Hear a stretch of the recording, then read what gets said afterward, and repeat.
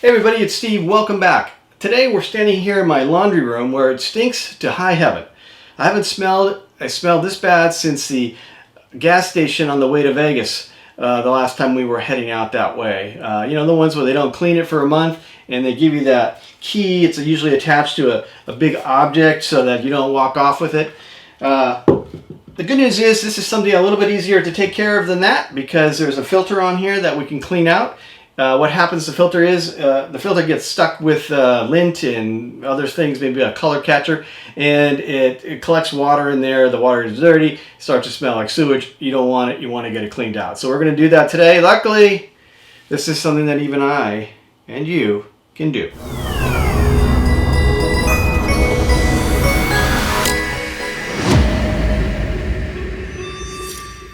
So before we get started, we're going to put down some rags, as when we open up the filter, it is going to leak a little bit. So I'm going to put these rags down so that it collects the water. The water will smell, so we want to get that out of here completely without getting drained underneath the machine itself. So once we do that, we'll access the panel. You're just going to push, and it'll pop open just like that. So as you can see on the inside, there's a white filter cap. We're going to unscrew that. So you're going to turn to the left. And then as you do, some water might come out. This is the water that is collected inside the machine over time. And we're going to slowly pull this out, and you can see kind of the nasty look of this thing.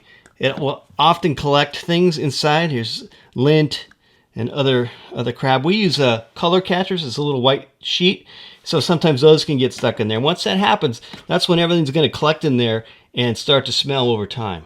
Okay, so let's give this thing a cleaning. I should have done this earlier. I'm going to throw on some gloves. We're going to be using bleach here, and I think it's kind of disgusting, so we should have had these on in the beginning. So we're just going to use mostly dish soap and then just a spray of bleach. And I'm going to use this Clorox disinfecting mist. So it's just a very light fog that it sprays out. We're going to use some Dawn dishwashing soap, just any dishwashing soap. Throw that on there. Pull the big bits out.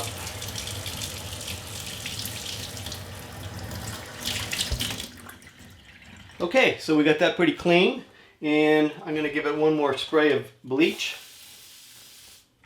And I love this bleach. It's the Clorox disinfecting mist. And it literally does send it out in a cloud of mist that you can just get a nice even coverage of this thing and get it just enough just to kill any of those germs that are hanging around. So this is ready to go. We'll put it back in our washing machine and we'll be done.